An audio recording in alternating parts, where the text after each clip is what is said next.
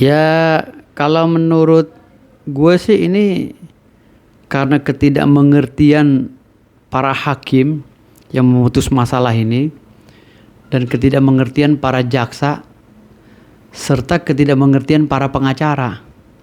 Maksudnya gimana tuh, Bang? Akhirnya Bang Rasman jadi korban daripada ketidakmengertian semuanya ini gitu.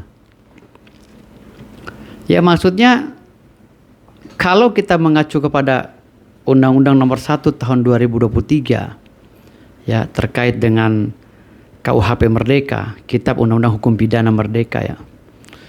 Banyak poin-poin di situ yang seharusnya membebaskan Rasman Arief Nasution dari jerat pidana. Tapi kan Gitu atau minimal dia tidak melaksanakan hukum badan. Gitu. Tidak boleh. Karena di dalam Undang-Undang Nomor 1 Tahun 2023 banyak pasal-pasal yang menjelaskan poin per poin, pasal per pasal, ayat per ayat yang menyatakan kebebasan terhadap pelaku tindak pidana apabila ada mekanisme yang sesuai dituangkan dalam pasal-pasal tersebut. Gitu loh. Ada pasal 70 sekian, ada pasal 80 sekian, ada pasal 11, 12, 13, pasal 17 dan lain-lain. Itu bisa dilihat di Kitab Undang-Undang Hukum Pidana gitu, KUHP Merdeka. Di situ KUHP Merdeka itu ada disebutkan kalau nggak salah di pasal 80 berapa gitu. Jadi kalau peristiwa hukumnya terjadi sebelum undang-undang itu diterapkan tahun 2026, maka hukum yang paling pantas untuk orang-orang yang melanggar itu adalah hukum yang paling ringan di dalam pasal yang sama. Di dalam pasal yang sama tapi di dalam pasal yang peristiwa hukumnya sama tapi pasalnya sudah berbeda. Gitu. Artinya hukum yang paling ringan ini kan di dalam KUHP baru itu hukum kerja sosial dan hukum denda. Ya, pidana denda dan pidana kerja sosial. Jadi kalau seandainya hari ini Bang Rasman itu dipenjara, dihukum badan, berarti mereka ini semua saya anggap tidak mengerti mekanisme dan konstruksi hukum yang ada di negara dan bangsa saat ini. KUHP baru ya khususnya. Termasuk Hotman. Hotman itu orang banget itu. Itu doktor satu tuh banget nggak ngerti konstruksi hukum. Sebenarnya literasi hukumnya juga maaf ya, saya ketawa itu kalau lihat Hotman itu. Memalukan sekali gitu loh. Makanya pantesan dia kalah beberapa kali gitu. Memalukan sekali seorang dokter begitu, tapi dia nggak mengerti. Yang ada dia menyerang fisik saya. Dia selalu setiap kalah debat dengan saya selalu menyerang fisik saya. Saya dibilang uranium lah, rendahan dan lain-lain. Padahal dia tuh nggak ada apa-apanya, kecil banget bagi saya. Gitu. Kecil banget gitu. Dari mulai mau menjarakan Rasman di Mabes Polri kan gagal. Lalu dia paksakan lagi dia koar-koar mau menjarakan Bang Rasman di kejaksaan. Gagal lagi kan. Lalu di persidangan mau dipenjarakan, gagal lagi. Nah karena rasa ketakutan dia, karena ada momok saya yang membela Rasman Arief Nasution, akhirnya saya dipaksakan untuk dibekukan. Gitu loh. Nah ini kan konspirasi busuk dalam satu negara ini untuk penerapan hukum di bangsa ini. Padahal semua profesor tahu, profesor hukum, bahwa tidak ada nomenklatur pembekuan di dalam Undang-Undang 18 tahun 2003. Tidak diperbolehkan juga seorang dipecat tanpa ada proses sidang etik. Gitu loh. Orang yang dipecat permanen itu misalnya ya, di dalam satu organisasi apabila dia telah melanggar hukum di atas 5 tahun. Tapi ini kan saya tidak pernah melanggar hukum. Dipaksakan sedemikian rupa. Karena rasa ketakutan Hotman Paris terhadap saya. Rasa ketakutan dia suatu saat dia akan bertemu dengan saya berdebat. Gitu. Makanya dia kan selalu saya tantang di TV, gak berani kan Hotman Paris. Dia hanya keluar-keluar di pinggir, merendahkan saya. Saya ngutang nasi bungkus lah ini itu. Mana itu bukan relevansi dalam perdebatan yuridis gitu loh. Jadi kalau dia berbicara nyerang pribadi saya dengan mengandalkan berlian dia dan Lamborghini dia berarti nggak ada dong. Yang ditanya sekarang, kamu ada nggak? Kita nggak bicara masalah Lamborghini dan uranium saya. Yang kita bahas sekarang ini, kamu ada nggak Hotman? Ada nggak kamu? Yang saya tanya ini, kamu saya ajak debat tuh pakai pakai Lamborghini. Kamu ada nggak kamu Hotman? Gitu loh. Yang saya tantang dari dulu tuh itu. Nah hari ini dia koar-koar nyalahin Kalapas nomor 1 Cipinang. Disalah-salahin karena Bang Rasman katanya ada di ruangan, ada mata-mata dia mungkin ya. Kan itu kebijakan Kalapas. Mungkin Bang Rasman karena sakit, bisa saja. Betul gak? Ada alasan-alasan tertentu yang meyakini Kalapas. Lagian juga Bang Rasman gak boleh dihukum pidana kok, gak boleh dipenjara. Kalau kita menganut sistem hukum KUHP baru ya, Undang-Undang Nomor 1 Tahun 2003, tidak boleh dipenjara. KUHP udah menyatakan ancaman hukuman di bawah 5 tahun itu setelah sebelum perkara itu terjadi, sebelum adanya Undang-Undang Nomor 1 Tahun 2003 diterapkan di tahun 2026, itu harus wajib dibebaskan. Bahkan wajib tidak boleh dipenjara, hanya dikasih denda. Di bawah 2 tahun loh.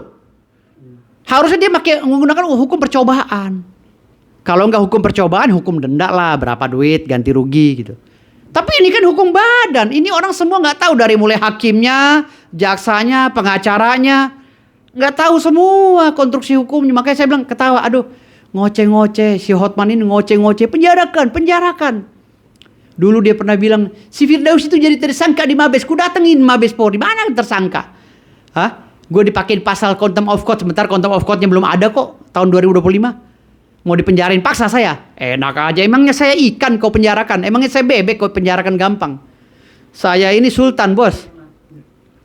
Saya ini cucunya sultan, gak gampang kayak kau itu nyepelein saya. Sebelum kau lahir, Hotman, kakek saya sudah biayai negara ini. Tahu, sultan-sultan yang biayai negara ini waktu zaman PBB dulu. Sultan Jogja, Sultan Bima, Sultan Siak, Sultan Delhi apa segala itu, semua mengeluarkan biaya untuk kas negara ini. Jadi kalau kau cuma punya Lamborghini, Hotman, nggak ada apa-apanya sama kami. Keturunan kami itu biayai negara. Tahu negara kami biayai, Hotman. Itu ada di resolusi PBB, baca itu peran serta para sultan tentang berdirinya bangsa ini. Jangan kau remehkan kami, para keturunan sultan, Hotman. Kau tuh baru punya Lamborghini saat sekarang, mungkin kau dulunya susah. Ya, kau kalah kaya sama saya, Hotman. Kau belum seberapa, nggak ada apa-apanya kau tuh Lamborghini, kau tuh nggak ada harganya di mata saya. Apalagi tuh nggak ada apa-apanya sama saya kalau debat, Hotman. Tapi abang kau jangan bangga. Sempat bilang abang ngefans sama Bang Hotman. Ya, kalau ngefans memang iya, karena gua kan melihat dia itu memang figur pengacara yang memang membuat kita itu teragitasi. Apa sih? Termotivasi. Karena melihat dia tuh sukses, ya kan? Akhirnya kita mau sukses juga dong. Dan alhasil gue karena ngefans sama dia, gue juga kaya gitu. Kaya raya pribadi gue ya. Walaupun orang tua gue udah kaya gitu, tapi pribadi gue kan kaya gue akhirnya. Karena gue termotivasi oleh Hotman gitu. Tapi kalau masalah otak ilmu, dia nyepelein gue, uranium gue gak ada apa-apanya, dia rendah, gue rendahin juga dia. Emang dia siapa? Gitu loh. Setiap kali debat sama gue serang fisik, serang pribadi. Apa pengacara apa itu? Pantasan kau kalah, Hotman. Pantasan kau banyak kalah di mana-mana.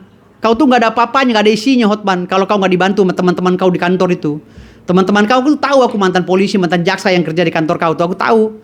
Kalau nggak ada mereka, kau kosong kau. Kalau fight one dan by one dengan saya, kau kosong, Hotman. Kau nggak bakal ngelawan saya. Kau nggak ada apa-apanya. Kalau kau merendahkan saya, kau pun nggak ada apa-apanya, kecil bagi saya. Saya pengacara baru, Hotman. Kau 42 tahun, saya baru 10 tahun jadi pengacara. Tapi kau nggak ada apa-apanya, nggak ada isinya sama saya. Kecil, bagiku kecil banget lawan orang seperti kau, kecil. Aku sering menang, Hotman. Baru-baru ini setelah kau anggap aku udah dipecat di KAI, baru-baru ini aku terima duit 5 miliar, Hotman. Berapa kasus yang aku tangani? 5 miliar aku tangani.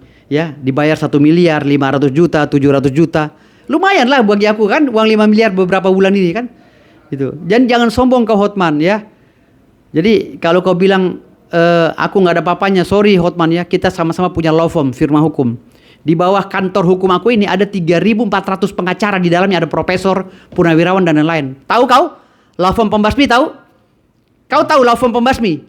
Aku nggak perlu kau, aku telepon aja profesor, aku kasih kuasa. Mau mereka?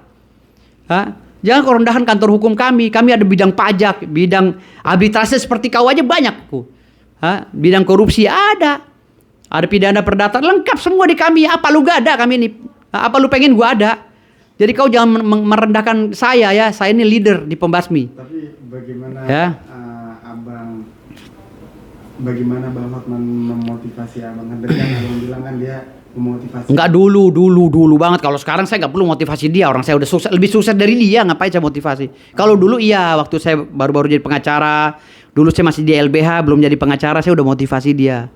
Oh ya, termotivasi. Ya, waktu masih jadi LBH. Kalau aku udah jadi pengacara papan atas sekarang, dia ngapain gue motivasi? Dia nggak perlu gue motivasi. Dia sering merendahkan saya kok. Kalau kamu dihargai sama junior, kau hargai saya, Hotman. Kalau kau yang lain nggak apa-apa, tapi kalau saya kau. Taring kau kupatahin, taring kau. Jangan macam-macam. Ini Sultan Bima ini, Hotman. Lalu oke, Bang, tambahan Bang soal Bang Rasman kan sebenarnya kan udah inkrah dari kasasi itu Bang. Kasasi. Dari awal saya dibilang, prosesnya ini kan udah 3 tahun kalau nggak salah. Sebelum Undang-Undang Nomor 1 tahun 2023 dicanangkan atau diterapkan. Ya kan? 2026 baru berlaku kan gitu. Itu udah nggak bisa. Kalau masuk dalam perkara itu, masuk ke Undang-Undang Nomor 1 tahun 2026, maka dicari hukumannya paling ringan, yaitu denda dan kerja sosial. Gitu loh, wajib lapor. Itu nggak boleh dipenjara, nggak boleh dihukum badan. Itu salah. Makanya saya lagi nyari tim kuasa hukumnya si Bang Rasman nih. Siapa sih kuasa hukumnya? Ajukan PK aja menggunakan undang-undang itu. Novumnya ya itu undang-undang itu. Novumnya undang-undang itu sendiri aja, pasal-pasal yang dalam undang-undang. Bisa. Bisa, itu kan keputusan baru. Keputusan baru yang bertentangan dengan putusan yang sebelumnya. Gitu loh. Lawan aja pakai itu, coba. Novum dicoba ya, bisa atau tidak gitu. Namanya kita coba. Daripada mencari novum yang lainnya, putusan yang bertentangan kan susah. Rasman Arif Nasution, dia mau nggak mau pakai undang-undang terbaru itu, novumnya. Gitu loh. Kalau dia mau ngajukan PK, tapi kalau nggak pakai itu saya rasa berat. Gitu.